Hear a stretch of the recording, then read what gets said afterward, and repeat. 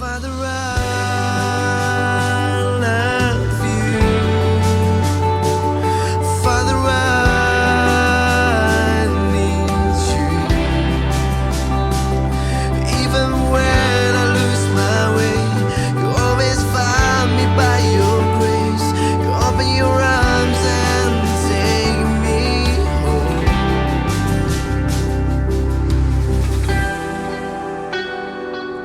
Yes, kasih tepuk tangan sekali lagi buat Tuhan. Good. Silakan duduk Bapak Ibu Saudara sekalian. Terima kasih buat teman-teman New Life, teman-teman yang sudah melayani, yang ada di parkiran, yang ada di semua di multimedia. Bagaimana kabarnya pada pagi hari ini? Ngomongnya lemes ya. Bagaimana kabarnya pada pagi hari ini? Good, semua baik-baik aja. 73 tahun Indonesia sudah merdeka. Saya merasa kita udah lebih enak dibanding mereka saya pikir. Dan tadi sempat cerita juga di kebaktian umum yang pertama bahwa kemerdekaan yang sebenarnya itu, yang sejatinya itu waktu kehidupan kita bisa memberikan kemerdekaan buat hidup orang lain loh. Terlalu pagi kelihatan ngomong gitu ya deh. Masih kebayang mie goreng, nasi goreng gitu. Bahwa kemerdekaan yang sesungguhnya itu waktu kita bisa membawa, waktu kehidupan kita bisa menjadi berkat, menjadi membawa kemerdekaan buat hidup orang lain. Yang HBLM buat itu yang dibuat tuh. Memberikan kebahagiaan, kemerdekaan buat hidup orang lain. Saya kesempatan untuk ngobrol kemarin sore sebelum Pastor Joy buat sementara waktu berbicara mengenai apa yang dia lakukan dengan HBLM. Luar biasa. Program apa tuh, Terangi Desaku kah, semuanya kah, kita masih enak banget ada di Bogor dengan keadaan kayak begini, mereka yang ada di pedalaman, gak punya listrik, beribadah kayak gimana pun juga. Dan saya cuma mau beritahu jangan sampai saudara nyaman dengan keadaan saudara, karena kenyamanan seringkali akan membunuh produktivitas kehidupan. Kalau saudara berasa nyaman ada di gereja, seringkali karena kita terlalu nyaman ada di gereja sampai kita lupa yang ada di luar gereja. Ada begitu banyak kehidupan yang perlu dipulihkan bersama dengan Tuhan. Yes? Ya? Saudara siap untuk menerima firman Tuhan? Bicara bulan ini mau bicara mengenai generasinya Yosua. Saya bulan lalu berbicara mengenai generasinya Daud. Sekarang berbicara mengenai generasi Yosua. Yosua pasal yang pertama. Ayat yang pertama. Pencari kebenaran. The truth seeker. Sesudah Musa hamba Tuhan itu mati, berfirmanlah Tuhan kepada Yosua bin Nun. Abdi Musa itu demikian. Ayat yang kedua. Hambaku Musa telah mati, sebab itu bersiaplah sekarang. Seberangilah sungai Yordan ini, engkau dan seluruh bangsa ini menuju negeri yang akan kuberikan kepada mereka, kepada orang Israel itu. Ayat yang ketiga. Setiap tempat yang akan diinjak oleh telapak kakimu, kuberikan kepada kamu seperti yang telah kujanjikan kepada Musa. Kita hidup sekarang di sebuah zaman, di sebuah masa di mana segala sesuatu tuh berjalan dengan sangat instan. Saudara suka makan mie instan kan? Kelihatan dari badan-badannya. Maksudnya enggak, itu enggak nyindir. Saudara kita suka makan mie instan, kopinya pun instan, sesuatu yang sangat instan. Betul, teknologi make us simple, membuat hidup kita menjadi lebih simple, teknologi membuat hidup kita menjadi lebih cepat semuanya. Dulu kalau mau ngirim surat, zaman-zaman kita SMP kan harus pakai surat gitu, dikirim kalau mau ke luar negeri bisa 1 bulan. Sekarang saudara bisa pakai WhatsApp. Gitu, cuma 1 detik atau berapa detik kemudian saudara bisa berhubungan dengan koneksi dengan mereka yang ada di luar, mereka yang ada dimanapun juga. Teknologi membuat kehidupan kita tuh lebih cepat pada hari-hari ini. Dan itu salah satu kebaikan teknologi saya pikir. Teknologi membuat kehidupan manusia berjalan lebih cepat, lebih efisien, lebih efektif. Dengan adanya ya itu penemuan-penemuan itu tadi. Tapi ya teknologi itu mendekatkan mereka yang jauh. Ya kan? Dengan WhatsApp, dengan email sekarang. Semua mendekatkan mereka yang ada di jauh, tapi pada satu sisi juga teknologi juga bisa menjauhkan mereka yang dekat. Di satu sisi dia mendekatkan mereka yang jauh, yang ada di luar negeri sana, tapi di satu sisi bisa menjauhkan kita yang di dekat loh. Saudara kalau suka di meja makan, cuman tanya 1 meter mau makan apa, pakai WhatsApp, mau makan apa, makan nasi goreng WhatsApp, terus kemudian pesannya juga udah pakai WhatsAppan segala. Nah, mendekatkan yang jauh, menjauhkan yang dekat. Dan pada saat itulah teknologi gitu. Dan yang bukan yang ironi sebetulnya, tapi yang sangat disayangkan adalah kita mencoba untuk menarik ini dalam kehidupan perjalanan kita bersama dengan Tuhan. Manusia adalah makhluk yang relational. Manusia adalah makhluk yang relationship. Dan kalau relationship saudara gak bisa instan. Walaupun saya pernah dengar ada beberapa anak muda gitu, gak di tempat ini saya yakin. Kalau mau sampai putusin pacarnya bisa pakai WhatsApp loh. Putusin pacar pakai WhatsApp gitu. Jadiannya pakai WhatsApp, jadiannya di Facebook kalau gitu. Semuanya media sosial kelihatannya. Hidupnya media sosial. Nah itu teknologi, tapi dalam hubungan, terutama hubungan dengan Tuhan, hubungan dengan sesama nggak bisa. Nggak bisa dengan instan Pak. Bu, nggak bisa dengan instan. Nggak bisa seperti hal-hal seperti kayak begitu karena memang kita makhluk yang diciptakan sebagai makhluk yang relational. Dan saya harus bilang buat saudara bahwa Tuhan adalah Tuhan yang menyukai proses. Kita seringkali bicara, Pastor Arief tuh seringkali bicara, life is a journey. Hidup adalah sebuah perjalanan. Kalau hidup adalah sebuah perjalanan itu berarti gini, hidup adalah sebuah proses. Dan Tuhan adalah Tuhan yang suka akan proses. Bukan sekedar Tuhan adalah Tuhan yang suka akan proses, tapi dia adalah God of the process. Dia adalah Tuhan yang menciptakan proses itu. Dia sangat suka dengan proses. Sangat suka dengan proses. Ada beberapa kerjaan saya yang ada di Pulau Lombok tadi. Saya ada beberapa kerjaan yang ada di Lombok dan beberapa udah dari beberapa tahun yang lalu ada di Lombok. Dan saya suka sharing ini. Seringkali kalau trip-trip kayak begitu karena memang perjalanan kerjaan, saya sengaja buat schedule saya tuh padat banget gitu ya. Jadi sampai nggak pernah ada waktu buat main, jadi cuma datang pulang ke hotel ya tidur. Karena beberapa partner yang ada di saya suka bilang, yuk kita main yuk. Kita main ke pantai gitu, Lombok pantainya bagus. Saya nggak promosi Lombok sebetulnya, cuman itu keren banget. Saya main, nggak kepengen. Kenapa? Bukan karena tempatnya indah, tapi dengan siapa kita meluangkan perjalanan kita untuk sampai di tempat itu yang membuat kehidupan bermakna loh. Bukan sekedar tempatnya bagus, pantainya tetap indah. Tapi dengan siapa saya menjalaninya, dengan siapa saya menjalani kehidupan saya dalam proses itu yang membuat menjadi indah. Loh, saya ngapain ke sono dengan cuma nama partner saya doang. Mendingan gue ke sono nanti sama istri dan anak saya, betul? Karena apa? Karena bukan sekedar tempatnya yang indah loh. Kebahagiaan itu bukan karena tempatnya yang indah. Kebahagiaan itu adalah proses yang kita nikmatin dalam kehidupan. Enggak, kalau gitu kebahagiaan kita bukan sekedar tempatnya indah. Tuhan menjanjikan kehidupan kita ujungnya indah, betul. Tapi yang Tuhan kepengen gini, waktu kita berjalan menjalani kehidupan sampai pada tempat yang Tuhan inginkan, Tuhan kepengen kita dan dia menjalani kehidupan itu bersama-sama. Karena di situ ternyata kebahagiaan, di situ itu muncul gini, bahwa Tuhan adalah Tuhan atas proses. Ya, nggak ada satu orang anak pun yang lahir ketika lahir, mintanya nasi goreng. Atau mintanya ayam geprek. Kan nggak ada, kenapa? Harus minumnya susu dulu. Itu kan proses kehidupan. Cycle-nya kehidupan, siklusnya kehidupan. Dari bayi sampai pada dewasa, sampai orang tua. Dan itu adalah prosesnya terjadi dalam kehidupan. Demikian pula semua makhluk hidup berhadapan dengan itu. Kalau saudara mau tumbuh-tumbuhan, semuanya berasal harus selalu dari benih duluan. Baru sampai jadi berbuah, dia jadi pohon kemudian berbuah. God is the God of process. Tuhan adalah Tuhan atas proses. Tuhan gak punya jalan shortcut, Tuhan gak punya jalan pintas. Tuhan cuma punya satu jalan, namanya jalan salib. Dan di jalan salib gak ada jalan pintas. Cuman itu satu-satunya jalan. Makanya Yesus berkata gini, I am the only way. Akulah jalan, kebenaran, dan kehidupan. Cuman dia jalannya. Dan jalannya Tuhan tuh bicara mengenai proses. Nah, bicara mengenai Yosua, Tuhan adalah Tuhan yang atas proses. Yang pertanyaan pentingnya adalah begini, setiap orang berhadapan dengan proses. Either saudara mau terima Tuhan Yesus atau enggak, either saudara mau ada dalam Tuhan atau enggak, setiap orang berhadapan dengan proses. Ujungnya prosesnya nanti yang akan berbicara lain. Kalau saudara ada di dalam Tuhan, ujung prosesnya kita udah tahu tuh. Bahwa Tuhan menjanjikan kita kehidupan yang penuh dan penuh dengan kelimpahan, ujungnya kita udah tahu. Walaupun kita berhadapan dengan proses, tapi mereka yang gak tahu tentang Tuhan, mereka yang gak tinggal dengan Tuhan, mereka gak ketahuan ujungnya ada di mana. Nah, apa yang harus kita lakukan dalam proses kehidupan yang sedang kita hadapi? Karena The Truth Seeker salah satu berbicara mengenai kebenaran dengan semua budaya yang begitu instan. Karena kalau Pastor Agus dia tulis dengan sangat jelas di Warta Jemaat mengenai tema akan hal ini. Karena ketika kita kepengen instan sementara Tuhan kepengennya proses, seringkali berbenturan. Kita menganggap Tuhan, kemudian Tuhan gak peduli sama saya. Tuhan bukannya Tuhan gak peduli. Hanya karena Tuhan gak menjawab doa kita bukan berarti Tuhan gak tahu doa kita. Hanya karena Tuhan gak menyembuhkan penyakit saudara bukan berarti Tuhan kehilangan kekuatan untuk menyembuhkan kita. Dia tetap Tuhan loh. Hanya karena Tuhan gak menjawab doa kita, hanya karena kita gak melihat jalan yang ada di depan kita, bukan berarti gak ada jalan di depan kita. Tuhan punya jalannya. Tuhan tahu ya semua yang terbaik dalam kehidupan saya dan saudara. Nah, apa yang perlu kita lakukan sementara kita berjalan dalam proses kehidupan ini? Yosua pasal yang pertama, ayat yang pertama. Sesudah Musa hamba Tuhan itu mati, berfirmanlah Tuhan kepada Yosua bin Nun, karena kita bicara mengenai Yosua. Bagaimana Yosua tahu bahwa itu suaranya Tuhan? Ini kan jadi pertanyaan, saya kalau lagi konseling, lagi duduk sama anak muda, kok gimana caranya tahu bahwa ini adalah suaranya Tuhan? Bukan suaranya hantu. Antara Tuhan dan hantu kan tipis-tipis. Tuhan, hantu kan.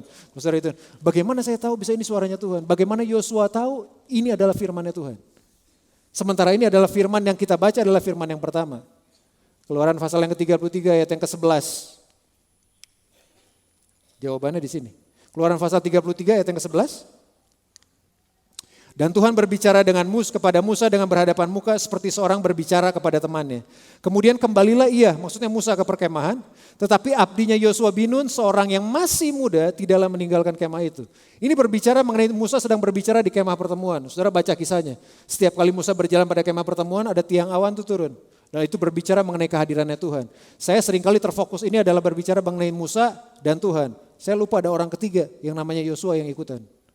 Dan ini adalah saat yang penting. Bagaimana Yosua tahu itu adalah suaranya Tuhan di Yosua 1 ayat 1? Karena bagi Yosua waktu dia masih muda, dia udah ada di kemah pertemuan tuh.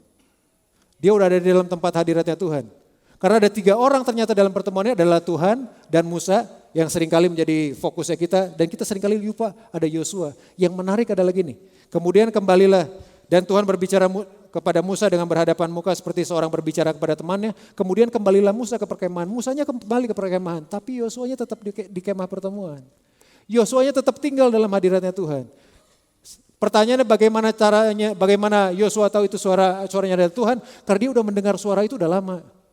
Udah waktu yang lama. Karena waktu Musa meluangkan waktu 1 jam di kemah pertemuan, Yosua bisa 2-3 jam. Itu yang seringkali gak kelihatan dengan kita. Tetapi abdinya Yosua bin Nun seorang yang masih muda tidaklah meninggalkan kemah itu. Bagi Yosua kelihatannya kita baca itu adalah firman Tuhan yang pertama. Tapi itu bukan firman Tuhan yang pertama. Sementara Musa kembali ke perkemahan, Yosua tetap ada dalam hadiratnya Tuhan. The first place dalam proses kehidupan kalau saudara mau datangi adalah tempatnya Tuhan. Hadiratnya Tuhan. Kemah pertemuannya Tuhan. Kemah sucinya Tuhan. Sebuah titik di mana kita bisa bertemu dengan Tuhan. Karena saya harus beritahu. Partner saya di Lombok, waktu Lombok kejadian gempa kayak begitu. Gempa pertama tuh di Lombok Timur, nah itu dekat dengan kita. Itu 6,7 kalau nggak skala Richter. Yang kedua seminggu kemudian itu skala 7. Jadi saya telepon dia setengah jam setelah gempa untuk tanya keadaannya, dia cuma bilang langsung teriak, kok sampai kita tuh di sini nggak bisa berdiri. Anaknya masih muda, 30 tahun, badannya masih gede, oke lah, anak Tuhan juga. Dia cuma bilang gitu, sampai kita di sini nggak bisa berdiri, saking kencengnya tuh gempa. Sampai kita pun nggak bisa berdiri kok. Tapi cuma bilang, itu sebabnya kita berserah kepada Tuhan. Wah, saudara bayangin, itu kalau udah punya duit 2 triliun, 3 triliun, 10 triliun, kalau gempa udah gak ada hitungannya. Udah percuma lah, saudara mau langsung hambur-hamburkan terus gempanya berhenti? Enggak juga, gempa mah tetap gempa. Itu menunjukkan supaya begini loh, hal pertama ternyata yang harus kita datangin untuk menjalani proses kehidupan adalah Tuhan. Adalah hadiratnya Tuhan, karena Yosua meluangkan waktunya lebih banyak daripada Musa. Adalah Musa pertama yang datang pada kemah pertemuan. Kemudian Musa bawa Yosua. Sebagai orang tua kita bicara yang punya anak. Tanggung jawab pertama untuk datang pada hadiratnya Tuhan itu tanggung jawab orang tua loh. Gak cocok kelihatannya orang tua. Kita lebih suka nonton sepak bola dibanding berdoa kelihatannya. Yang paling punya tanggung jawab pertama untuk menghampiri Tuhan di kemah pertemuan, di titik hadiratnya Tuhan adalah Musa sebagai yang lebih tua. Tapi Musa gak sendirian, Musa gandeng Yosua. Ya kalau bicara mengenai anaknya. Kalau saudara mau melihat anak saudara, kalau saudara mau mengajar anak saudara bagaimana mengajar anak saudara tentang Tuhan, bawa mereka berdua, bawa diri saudara dan anak saudara datang pada hadiratnya Tuhan. Demonstrasikan buat mereka siapa Tuhan itu dalam kehidupan saya. Tanggung jawab untuk mengajarkan anak tentang Tuhan itu jatuhnya pada kita para orang tua. Dan kita yang harusnya menjadi contoh duluan buat kehidupan mereka semua. Dan Alkitab tulis begitu loh. Musa gak datang sendirian tapi Musa bawa Yosua.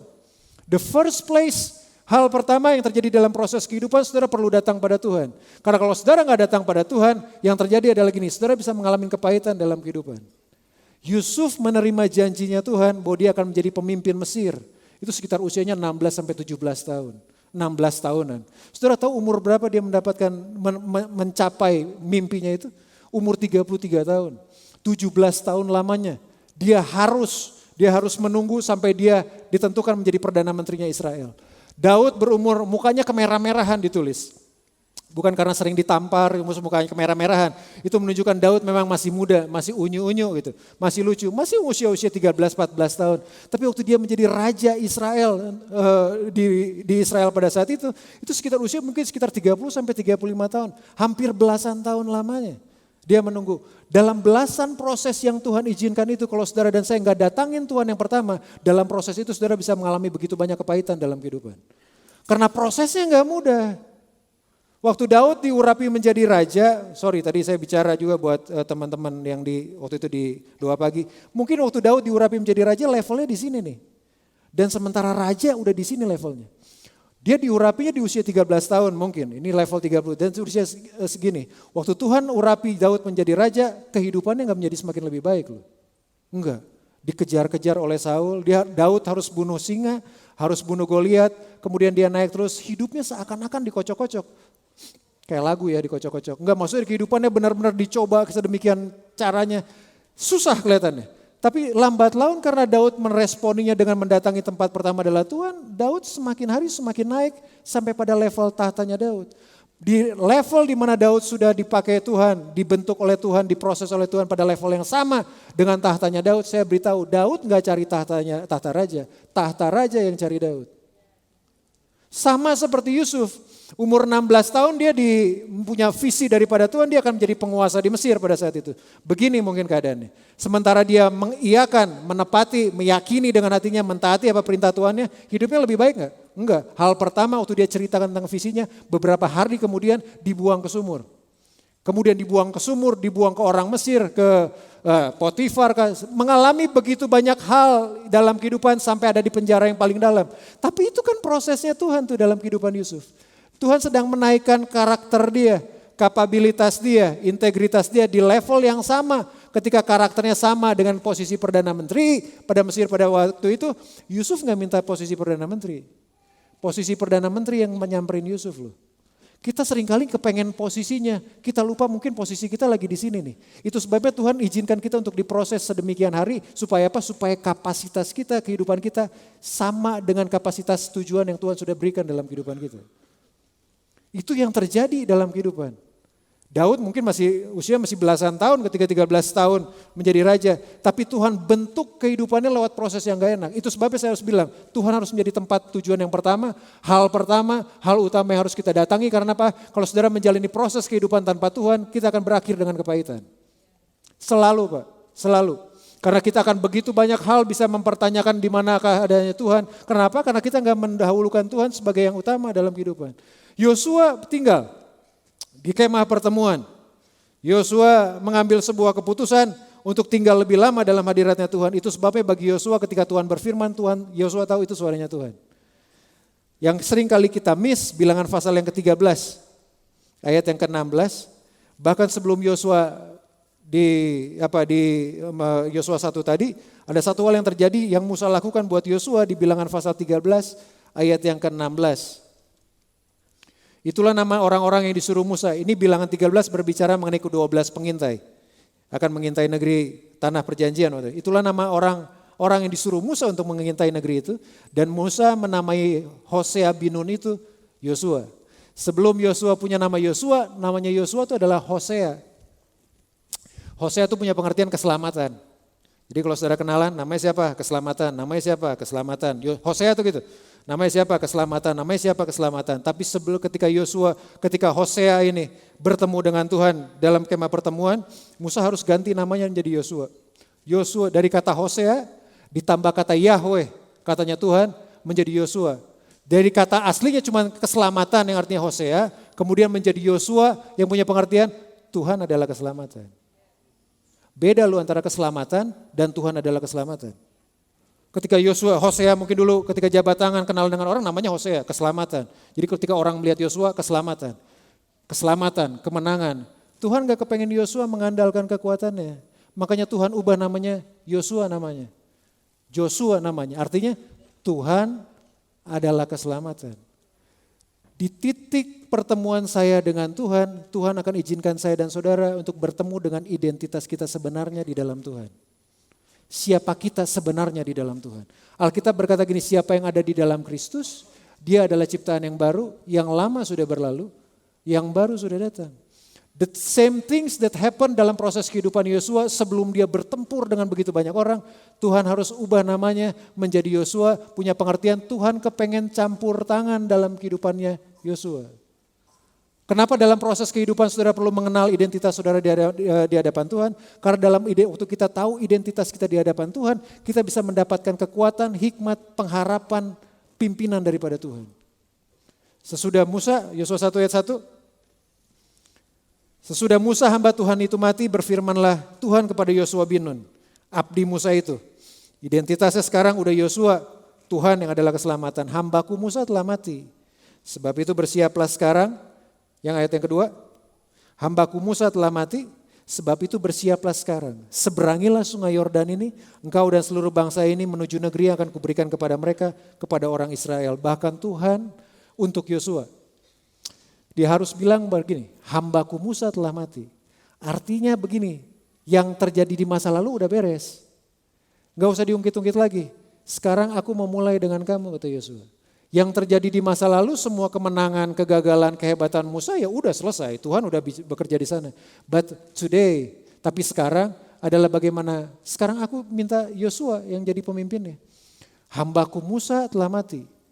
Musa dengan semua tongkatnya, Musa dengan semua hal yang ada dalam kehidupan udah beres masanya. Saya suka Kenny Go kemarin, kalau saudara datang Pastor Kenny Go bilang yang kemarin, jangan sampai kita menyembah metodenya kata dia. Kalau kita mungkin dulu menyanyikan lagu A, kita bisa merasakan hadirat Tuhan, bukan berarti kita menyanyikan lagu A terus-terusan selama seumur hidup kita kan? Enggak, metodenya boleh berbeda, prinsipnya yang harusnya sama. Saya nggak perlu menyembah metodenya. Loh, itu sebabnya kenapa Tuhan bilang gini, Musa dan tongkatnya harus mati. Kepemimpinan Musa tuh identik dengan tongkat. Itu tongkat yang sama yang belah Laut Merah, tongkat yang sama yang pukul batu karang, itu tongkat yang sama tuh. Makanya Musa harus dikuburkan dengan tongkatnya. Kenapa? Kalau tongkatnya Musa dipegang sama Yosua, orang akan nyembah tongkatnya Musa. Bukan Tuhannya. Lah iyalah, itu berapa ribu tahun yang lalu, sekarang juga begitu kan. Ada batu bisa nyembuhin orang, saudara percaya kan dicelupin air ke saudara minum kan terus bisa sembuh katanya. Kan orang masih suka kayak begitu, makanya apa yang Tuhan sudah lakukan dengan Musa beres. Sekarang dia lakukan dengan Yosua. Saya suka John Maxwell satu kali mengatakan gini, salah satu musuh terbesar dari keberhasilan hari esok bukanlah kegagalan. Salah satu musuh terbesar dari keberhasilan hari esok adalah keberhasilan hari ini. Karena waktu saudara berhasil hari ini dan saudara nggak doing nothing, kemudian saudara cuma merasa saudara berhasil, itu menjadi musuh keberhasilan hari besok. Bukannya kegagalan. Keberhasilan hari ini bisa menjadi musuh keberhasilan saya besok. Makanya Tuhan berkata gini, aku berhasil dengan Musa. Sekarang aku pastikan aku juga berhasil dengan kamu, kata Yosua. Berhasil dengan Yosua. Ayat yang kedua tolong munculin kok. Hambaku Musa telah mati, sebab itu bersiaplah sekarang. Bersiapnya bukan besok, bersiapnya sekarang. Karena kita nggak tahu apa yang terjadi besok. Betul? Nggak ada yang tahu apa yang terjadi besok. Bersiaplah sekarang. Seberangilah sungai Yordan ini, engkau dan seluruh bangsa ini menuju negeri yang akan kuberikan kepada mereka, kepada orang Israel itu. Ayat yang ketiga. Setiap tempat yang akan diinjak oleh telapak kakimu, kuberikan kepada kamu seperti yang telah kujanjikan kepada Musa. Setiap tempat yang akan diinjak oleh telapak kakimu, kuberikan kepada kamu seperti yang telah kujanjikan kepada Musa. Dalam proses kehidupan yang dijalani, dalam proses yang Yosua sedang alamin, yang Yosua pegang adalah janjinya Tuhan. Kenapa Yusuf bisa bertahan sampai dia menjadi Perdana Menteri? Karena yang dia pegang adalah visinya Tuhan 16 tahun yang lalu. Waktu dia melihat bulan, bintang, matahari kemudian sujud menyembah dia. Kenapa Daud bisa bertahan dalam proses kehidupan dikejar-kejar Saul, mengalami begitu banyak hal dalam kehidupan? Karena dia tahu waktu dia masih muda belia, Tuhan udah urapi dia dan udah bicara, udah pegang itu dalam kehidupannya, bahwa dia akan menjadi raja satu kali nanti. Yang harusnya saya dan saudara pegang dalam kehidupan adalah janjinya Tuhan loh. Bukannya yang lain. Tuhan berkata gini, setiap tempat yang akan diinjak oleh telapak kakimu, kuberikan kepada kamu. Seperti yang telah kujanjikan kepada Musa. Pastor E.R. Bernard satu kali pernah bilang bahwa janjinya Tuhan tuh gak pernah diserahkan, diberikan di tangan kita. In our hands kata dia. Tuhan gak pernah berikan janjinya di tangan saya dan saudara. Tuhan berikan janjinya dalam jangkauan tangan saudara. Within our reach kata dia. Tuhan gak pernah berikan janjinya dalam tangan saya loh. Kalau Tuhan berikan janjinya dalam tangan saya gak ngapa-ngapain nih dalam kehidupan. Tapi Tuhan berikan janjinya dalam jangkauan saya. Dia gak berikan ini di tangan, tapi dia berikan di sana tuh, dalam jangkauan saya. Dalam jangkauan saya, dalam kemampuan saya untuk melangkah. Makanya Tuhan berkata begini, setiap tempat yang akan kau injak menjadi milik kepunyaanmu. Setiap tempat yang kau injak. Kalau saudara injaknya 10 meter, 10 meter janjinya Tuhan buat saudara. Tapi ada orang yang injaknya misalnya 10 kilometer sebesar itu pula. Artinya dengan kata lain nih, bahwa Tuhan akan menggenapi janjinya kepada kita. Seberapa langkah kita mentaati janjinya Tuhan tersebut. Kalau saudara mentaati janjinya Tuhan, ini dalam genggaman tangan kita dan kita menggenapi janjinya Tuhan untuk mengambil janjinya Tuhan yang Tuhan sudah berikan ini. Seberapa langkah yang kita gunakan, sebesar itu pula janjinya Tuhan dalam kehidupan kita loh.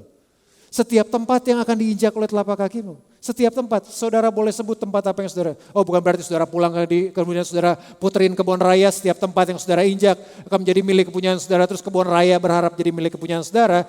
Enggak begitu juga, tapi itu berbicara mengenai begitu banyak hal dalam kehidupan. Cuman kepengen cuma segini, melangkah dong. Move on dong, jangan gagal move on dong. Melangkah karena keberhasilan saudara ditentukan dari langkah saudara mentaati Tuhan loh. Dan hebatnya Tuhan udah janjikan. Tuhan udah janji. Kalau Tuhan udah janji dia gak bisa ingkarin lagi. Kalau saya berjanji mungkin saya bisa mengingkari. Tapi kalau Tuhan yang berjanji beda. Saya bilang kemarin di acara Youth, semua yang ada di dunia kan ada masa kadaluarsanya. Tapi cuma janjinya Tuhan yang gak ada kadaluarsanya. Umur manusia ada kadaluarsanya. Jadi lihat kiri kanan Bapak Ibu Saudara, ada yang udah mulai mendekati kadaluarsa? Enggak kali ya. Gak enak banget kelihatan ngomong kayak gitu. Noh, saya tahu siapa yang ketawa itu. Yang lagi ulang tahun kelihatannya. Masa hidup kita punya kadaluarsa, janjinya Tuhan gak kadaluarsa. Itu sebabnya yang Yosua pegang dalam proses kehidupan adalah janjinya Tuhan. Setiap tempat yang akan diinjak oleh telapak kakimu menjadi milik saudara. Itu semua udah Tuhan janjiin buat kita. Nah bagian kitanya di mana? Ayat yang ke-7.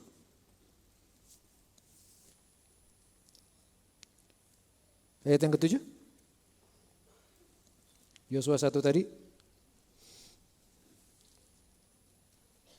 Ayat yang ke-7. Hanya kuatkan dan teguhkanlah hatimu dengan sungguh-sungguh. Bertindaklah hati-hati sesuai dengan seluruh hukum yang telah diperintahkan kepadamu oleh hambaku Musa. Janganlah menyimpang ke kanan atau ke kiri supaya engkau beruntung kemanapun kau pergi. Ayat yang ke-8. Janganlah engkau lupa memperkatakan kitab Taurat ini, tetapi renungkanlah itu siang dan malam. Supaya engkau bertindak hati-hati sesuai dengan segala yang tertulis di dalamnya. Sebab dengan demikian perjalananmu akan berhasil dan engkau akan beruntung. Bagian saya dan saudara adalah ini. Kita seringkali kepengen ujungnya doang. Perjalanan akan berhasil, engkau akan beruntung. Wah asik banget kayak begini. Saya cerita kemarin tadi juga. Waktu Cornelius Wing ketemu bareng kami yang ada di marketplace di dunia usaha. Dia buat sebuah statement yang buat saya ya itu harus dipegang erat kalau saya. Berikan sebuah alasan. Kenapa Tuhan harus memberkati saya kata dia. Oh, itu pertanyaan tuh. Berikan sebuah alasan kenapa Tuhan harus memberkati kehidupan saya. Supaya saya dapat mobil Tuhan dicoret, itu pasti lewat. Supaya dapat istri baru Tuhan, itu mah udah pasti dicoret. Gak akan pasti digenapin. Loh berikan alasan kenapa Tuhan harus memberkati saya. Karena selanjutnya dia ngomong gini, bagaimana mungkin kita bisa mengharapkan berkat Tuhan kalau kita gak hidup dalam prinsip-prinsipnya Tuhan. Loh bagaimana mungkin saudara mau mengharapkan berkat Tuhan tapi saudara gak hidupin firman-Nya Tuhan loh. Bagaimana mungkin? Loh kita aja gak lakukan itu buat anak kita, betul? Ada anak saudara yang nakal, ayo nak cepet nakalnya tambahin, pecahin kaca tetangga, lemparin ambil. Enggak ada kayak begitu kan? Enggak. Kalau dia menuruti apa yang kita inginkan, then rewardnya datang. Sama dengan Tuhan. Bagaimana mungkin kita minta berkatnya Tuhan kemudian kita gak hidup dalam prinsipnya Tuhan. Gak menjalani prinsip-prinsipnya Tuhan, bahkan di tengah proses kehidupan sekalipun Tuhan gak pernah tinggalin kita kan. Dan itu artinya prinsip-prinsip Tuhan yang perlu kita pegang. Prinsip siapa yang tekanan itu diperlukan Pak dalam kehidupan untuk mengeluarkan apa yang ada di dalam. Ya, tekanan itu dilakukan kalau saudara punya gitar, itu di gitar namanya di stem. Saya gak jago-jago banget, tapi di stem artinya ditekan.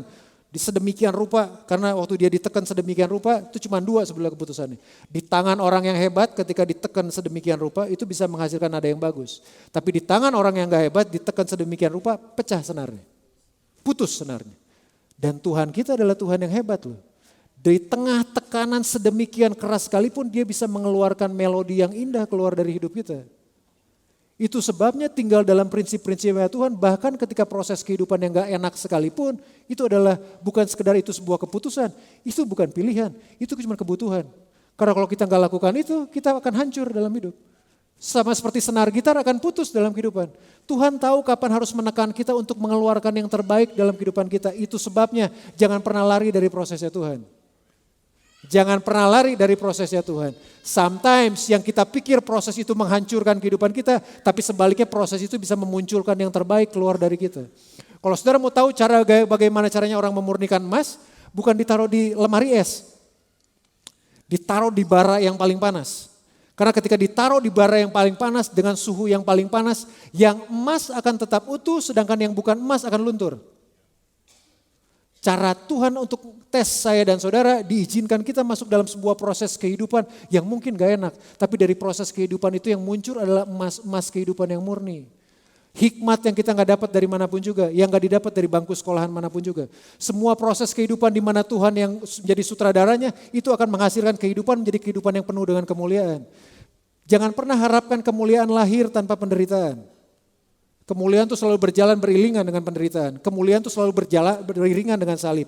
Itu sebabnya ketika Yosua berhadapan dengan proses kehidupan, yang dia pegang janjinya Tuhan. Dan yang menarik adalah gini, direnungkan. Kata itu muncul ayat yang ke-8. Janganlah engkau lupa memperkatakan kitab Taurat ini, tetapi renungkanlah itu siang dan malam. Nah kata renungkan itu di siang dan malam itu berasal dari kata Ibrani, hagah namanya. Sebuah perenungan, itu sama seperti, kalau gambarannya sama seperti seekor singa lagi mengaum. Seekor singa lagi mengaum, dia lagi di tengah, dia udah dapat mangsa, kemudian dia berdiri di hadapan mangsa, kemudian dia mengaum. Dia sedang mengirim sinyal buat yang lain, bahwa gak boleh ada satupun yang ganggu dia. Karena dia sedang menikmati mangsanya nih. Itu sebuah perenungan, sebuah titik perenungan yang artinya gini, gak boleh ada hal apapun yang mengganggu, cuman saya dan firman-Nya Tuhan. Saat-saat cuman saya dengan firman-Nya Tuhan. Itu punya pengertian kalau saudara mungkin bisa bangun lebih pagi kah, atau cari tempat. Makanya Yesus mengambil tempat yang tersembunyi Alkitab tulis. Itu hagah tuh. Yesus selalu pergi di tengah semua kesibukannya. Sekalipun ketika hari subuh, dia selalu pergi mengasingkan dirinya seorang diri. Nah itu hagah tuh. Itu perenungan Yesus. Bahkan Yesus pun memiliki waktu perenungan bersama dengan Bapaknya loh. Untuk dia bisa menjalani kehidupan. Siapa kita? Lebih suka baca koran, minum kopi kita kelihatan kalau pagi-pagi dibanding kita berhagah dengan Tuhan. Padahal ini titiknya. Waktu saya hagah merenungkan firman Tuhan, cuman saya dan Tuhan dan diisi oleh Tuhan. Dan bukan sekedar hagah itu bukan sekedar menunjukkan bahwa seperti singa yang berhadapan dengan mangsanya. Sama seperti seekor domba lagi makan rumput. Saudara banyak lihat domba kan hari-hari ini ya. Karena sebentar lagi hidup mereka tinggal menghitung hari kelihatannya. Banyak banget gitu, baunya udah sampai di mana-mana. Nah yang menariknya dengan domba, kekristenan salah satu hal yang hewan yang sangat dekat dengan kita di Alkitab adalah domba loh. Domba, dan domba tuh kalau makan, dia makan rumput, kemudian setelah dia makan rumput beres, domba tuh lambungnya ada 4 katanya. Ada biliknya, bagiannya ada 4 di lambungnya. Jadi kalau ketika dia makan, dia masukin itu rumput di lumbung yang di bilik yang satu, kemudian dia akan ya main sama teman-temannya. Kemudian dia kalau saudara suka lihat ada domba melipir di pohon sendirian, kemudian dia keluarin lagi tuh. Itu bukan domba lagi makan permen karet, dia lagi keluarin lagi rumput di mulutnya, kemudian dia kunyah. Sedemikian berkali-kali dia kunyah sampai yang masuk ke dia rumputnya itu udah menjadi nutrisi dalam kehidupannya. Nah itu perenungan tuh. Waktu Tuhan berkata kepada Yosua, renungkannya sama seperti domba lagi memamah biak rumput, perenungan-perenungan yang dalam. Seringkali cuman salahnya adalah gini, kita lebih sering merenungkan kesalahan orang lain dibanding firman Tuhan. Ya? Ada yang mau angkat tangan? Angkat kaki kelihatan bentar lagi kalau angkat tangan. Loh, kita lebih suka merenungkan kesalahan orang lain udah 20 tahun yang lalu, ngomongin guanya kayak begini, pakai baju ini. Ingat loh kita, dia lagi pakai baju apa, ngomongin apa kayak begini. Dan itu 20 tahun yang lalu. Kalau 20 tahun lalu itu terjadi setiap hari, setiap tahun dan saudara munculin sama seperti domba memamah biak. Yang terjadi adalah yang saudara serap bukannya vitamin, tapi yang saudara serap adalah racun. Makanya Alkitab tulis begini, hati yang gembira adalah obat, semangat yang patah mengeringkan tulang. Karena memang yang kita renungkan adalah kepahitannya orang lain. Untuk hal negatif pun berlaku sama. Sama, kalau saudara renungkan itu, yang saudara daratkan, yang saudara resapi adalah racun semua dalam kehidupan. Makanya omongannya menjadi omongan gak enak. Racun terus yang diomongin. Tapi sementara seperti domba merenungkan firman Tuhan, hagahnya Yosua merenungkan firman Tuhan, waktu dia bukan sekedar baca firman Tuhan, tapi merenungkan firman Tuhan dan memperkatakan firman Tuhan. Apa yang keluar dari mulut saudara itu sebetulnya menggambarkan apa yang ada dalam hati kita. Kalau hatinya diisi oleh firman Tuhan, perkataannya adalah perkataan firman Tuhan. Dan bukan sekedar merenungkan, memperkatakan, bertindak hati-hati sesuai dengan firman Tuhan. Alkitab tulis begini, if you do that, perjalananmu akan berhasil, engkau akan beruntung. Jadi dengan kata lain, mau berhasil enggaknya perjalanan kehidupan kita, itu bukan tergantung dari Tuhan loh. Tergantung dari saya dan saudara loh. Tuhan udah janjikan semuanya buat kita. Dalam proses kehidupan Tuhan udah menjanjikan kok ujungnya akan kemana. Dia udah janjikan semuanya buat saya dan saudara. Dan waktu dia janjikan itu buat saya dan saudara adalah keputusan saya dan saudara dong. Untuk melakukannya, apakah saudara mau melakukannya untuk Tuhan? Apakah kita mau mengambil itu merenungkan firman Tuhan? Habis siapa lagi sih yang harus kita andalkan? Dunia usaha lagi bicara memang begitu banyak, ekonomi lagi slow down katanya. Lagi mulai menurun, Amerika lagi bertempur, lagi perang dagang dengan Cina kah, dolar kayak gimana. Pusing. Tapi bukankah Tuhan selalu berjanji dalam kehidupan kita bahwa dia tetap Tuhan yang menyertai kehidupan kita? Bagaimana saya bisa tahu hal itu? Karena saya mulai belajar untuk duduk, untuk renungkan. Bayangin kalau saudara berhadapan dengan pergumulan, dengan permasalahan, gak pernah ada firman apapun juga dalam kehidupan kita. Yang muncul adalah, udah bunuh diri aja. Udah mati aja kayak begitu. Kenapa? Karena memang kita gak pernah diisi oleh firman Tuhan. Kita gak pernah, Pastor Arief tuh asik banget tuh ngomongnya. Merenungkan tuh seperti orang chewing. Yang seperti kambing itu, dikunyah. Bukan ditelan. Bapak Ibu pernah makan kacang kan? Apakah makan kacang ditelan apa digigit? Kalau makan kacang ditelan, keluarnya akan kacang juga. Saya jamin itu. Dan itu adalah kacang keluar kacang nih ibaratnya. Tapi kalau makan kacang digigit, dikunyah, kacang kan bisa menjadi energi dalam seperti makanan, betul? Dikunyah, Pak. Firman itu dikunyah. Bukan artinya pulang ke gini bakar buku Alkitab saudara kemudian saudara kunyah. Bukan pengertian fisik kayak begitu tapi dikunyah pelan-pelan, direnungin pelan-pelan, munculin pelan-pelan. Saya sangat suka kalau dikasih tugas kayak begini minta sebulan sebelumnya. Karena waktu sebulan sebelumnya saya ada ayat temanya apa, saya bisa bawa itu saya ya mau kemana pun juga saya renungin aja. Biar munculin aja sama seperti domba tadi. Memamah biak aja secara rohani gitu ibaratnya. Merenungkan karena kekuatannya dari sana. Firman dikunyah tuh mendapatkan kekuatan loh dalam kehidupan. Firman. Iman timbul dari pendengaran dan pendengaran akan firman Tuhan. Kalau iman timbul dari pendengaran akan firman Tuhan, kalau saya mendengar yang lain, iman gak akan tumbuh. Kalau iman gak akan tumbuh, dari mana saya bisa mendapatkan kekuatan untuk menjalani kehidupan? Bagaimana saya bisa berinteraksi, berhubungan seperti Tuhan kepengen kita berhubungan dalam hubungan dengan keluarga, dalam hubungan dengan suami istri, dalam hubungan semuanya. Bagaimana prinsipnya Tuhan? Kalau kita menjalani prinsipnya Tuhan adalah gampang untuk Tuhan memberkati kita dalam kehidupan. Yosua melakukan itu dalam proses kehidupannya loh. Dia adalah orang yang mencari kebenaran. Mazmur pasal yang pertama. Ayat yang kedua sampai ayat yang ketiga. Tetapi yang kesukaannya ialah Taurat Tuhan dan yang merenungkan Taurat itu siang dan malam. Itu kata yang sama, yang hagah yang sama. Yang Yosua dapatkan dari Tuhan. Kata yang sama yang Mazmur Daud tulis di Mazmur pasal yang pertama. Antara Yosua dengan Daud itu ratusan tahun. Tapi yang paling menarik adalah gini, Yosua merenungkan itu firman Tuhan, itu menjadi buah dalam kehidupannya. Kemudian beberapa belas generasi setelahnya, Raja Daud. Yosua adalah orang yang masukin tanah perjanjian, tanah Kanaan. Dia rebut tanah Kanaan. Tapi orang yang membereskan semuanya, Daud adalah Daud yang membereskan semua. Abraham yang mendapatkan janji Tuhan bahwa dia akan menjadi sebuah bangsa yang besar, memiliki tanah yang berlimpah susu dan madu. Yosua adalah orang yang masuk pada tanah perjanjian, dia kalahkan begitu banyak musuh, tapi selesai semuanya janji Tuhan buat Abraham itu pada masanya Daud. Jadi berapa ratus tahun kemudian ketika Daud bisa mempersatukan semua orang Israel, menguasai tanah yang Tuhan inginkan, tanah yang berlimpah susu dan madu itu di zamannya Daud. Dan raja yang sama tulis di Mazmur pasal yang pertama, bahwa kalau mau kehidupan kita berhasil, kalau mau kehidupan kita berbuah, kalau mau perjalanan kita berhasil dan kemanapun kita pergi beruntung, renungkan firman siang dan malam. Alkitab tulis gini, tetapi yang kesukaannya, tetapi yang hobinya merenungkan firman Tuhan siang dan malam. Ayat selanjutnya.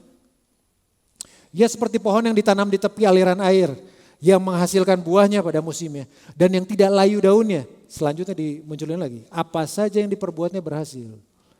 Kalau bilang berhasil bukan berkadar bicara mengenai usaha berhasil, hubungan pun bisa harus berhasil. Hubungan suami istri, hubungan anak orang tua, mertua, menantu, semua hubungan. Begitu banyak kehidupan, hal yang ada dalam kehidupan kita yang butuh keberhasilan. Dan kuncinya keberhasilan tuh dalam sini loh. perenungan firman-Nya Tuhan. Kalau saudara salah merenung, hidup saudara akan menjadi salah. Salah perenungan menyebabkan kita salah keyakinan. Kalau saya salah merenungkan sesuatu, artinya itu memberikan saya keyakinan yang salah. Kalau saya salah keyakinan, yang terjadi selanjutnya adalah kelakuan saya menjadi salah. Kalau kelakuan saya menjadi salah, kemudian kehidupan saya menjadi salah loh. Salah perenungan bisa membuat salah kehidupan. Itu sebabnya waktu Yosua dan Daud sudah buktikan, perenungan yang paling penting adalah perenungan firman Tuhan. Makanya nggak bosan selalu didengung-dengungin. Kalau saya suka ikutan yang ada di YouTube, suka dikasih tahu WPDA-nya gimana, waktu pribadi dengan Tuhannya gimana. Sesibuk-sibuknya kita, hal pertama yang utama yang harus kita lakukan adalah kita harus mengunyah firman-Nya Tuhan. Karena cuma itu yang membuat kita berhasil dalam kehidupan perjalanan kita, dalam proses perjalanan kita bersama dengan Tuhan di bumi. Cuman itu. Gak ada satu orang pun yang ada di dunia yang bisa menjanjikan keberhasilan dalam kehidupan. Gak ada satu orang pun. Dan Tuhan bisa janjikan itu buat kita loh. Gak ada satu pemimpin partai politik, presiden manapun yang bisa menjanjikan keberhasilan dalam kehidupan kita. Cuman Tuhan. Alkitab tulis. Beberapa teman-teman saya waktu kuliah selalu bilang, hal yang kepastian yang ada di dunia itu cuman ketidakpastian. Satu-satunya hal yang pasti di dunia adalah ketidakpastian. Oh, dia nggak tahu. Satu-satunya hal yang pasti di dunia adalah Tuhan yang selalu menyertai kehidupan kita. Ya, benar ketidakpastian. Tapi kan di atas ketidakpastian adalah Tuhan yang selalu menyertai kehidupan saya dan saudara loh. Adalah Tuhan yang selalu menyertai kehidupan kita, even bukan sekedar dia menjanjikan saya dan saudara hidup yang berhasil, dia menemani kita di proses kita untuk mencapai keberhasilan. Itu yang saya bilang tadi, Tuhan sangat bahagia untuk dia ada bersama dalam kehidupan saudara, ada dalam aktivitas saudara tiap hari. Kenapa? Bagi dia itu sebuah kebahagiaan. Meluangkan waktu dengan orang yang sangat dia sayangin. Untuk berada dalam proses perjalanan kehidupan kita dan Tuhan kepengen untuk hal seperti itu. Yesaya pasal yang 42 ayat yang ke-16. Ayat yang terakhir. Yesaya 42 ayat yang ke-16. Ini Tuhan yang berbicara buat Yesaya dan berbuat orang Israel. Aku mau memimpin, maksudnya Tuhan mau memimpin orang buta di jalan yang tidak mereka kenal. Kalau orang buta, katanya ada sixth sense, katanya, ada panca indera keenam ya.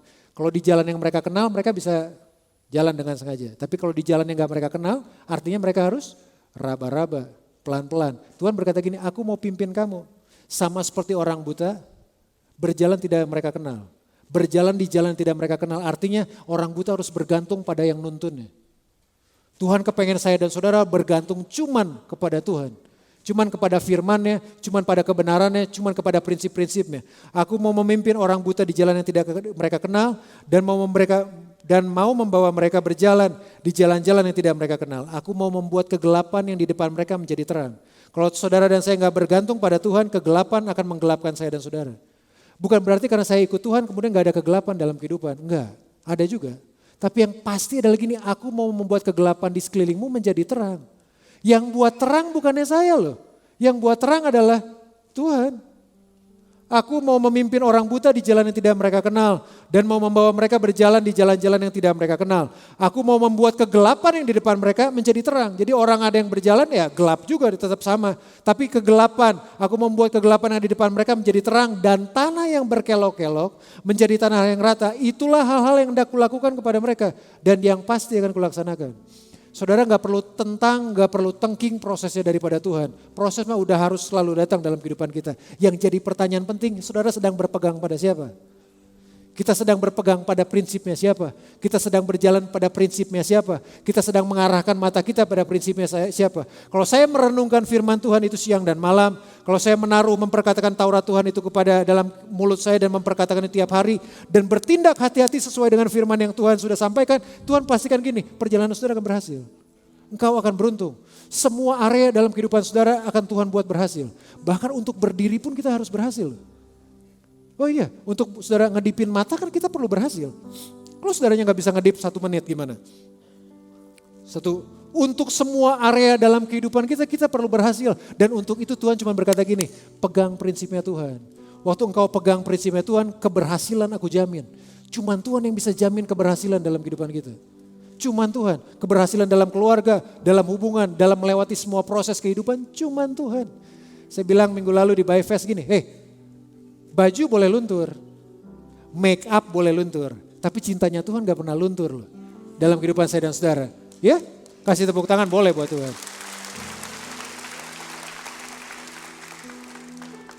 Hanya karena saudara berbuat salah bukan berarti cintanya Tuhan luntur dalam hidup kita. Kembali pada Tuhan. Dalam proses yang Tuhan inginkan, sama seperti emas sedang diproses, biar yang murni yang akan keluar. Saudara pikir, mungkin beberapa saudara berpikir dalam situasi saudara, mungkin Tuhan meninggalkan saudara. Oh no. Dia selalu menyertai kita.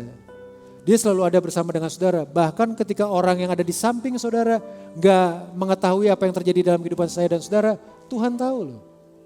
Tuhan tahu. Dan kalau saudara pegang prinsipnya, God will make sure himself. Tuhan bersumpah demi dirinya sendiri. Gak ada yang lebih besar daripada itu. Tuhan meyakinkan saya dan saudara dengan bersumpah dengan dirinya yang paling besar. Perjalanan saudara berhasil, kemanapun saudara pergi saudara akan beruntung. Itu yang dia janjikan buat saya dan saudara. Mari bangkit berdiri sama-sama. Datang pada Tuhan. Sambil nyanyikan lagu ini sebelum kita akan akhiri. Terima kasih Tuhan Yesus. Pagi hari ini kami datang kepadamu Tuhan. Biar kiranya prinsip-prinsipmu itu boleh tinggal dalam kehidupan kami. Kami mau belajar untuk kunyah, kami belajar untuk renungkan, kami belajar untuk memperkatakan.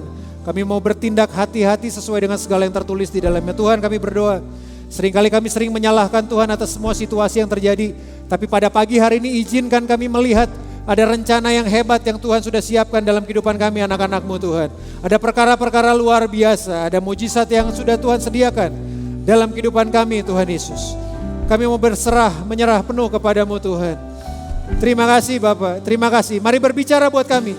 Mari menyentuh kehidupan kami pribadi lepas pribadi Tuhan. Memulihkan kehidupan setiap keluarga, setiap hubungan. Apapun juga yang mati pada pagi hari ini. You gave your son to have me safe. You broke your heart to gain my heart. You never failed to guide my days. You hold my hands with love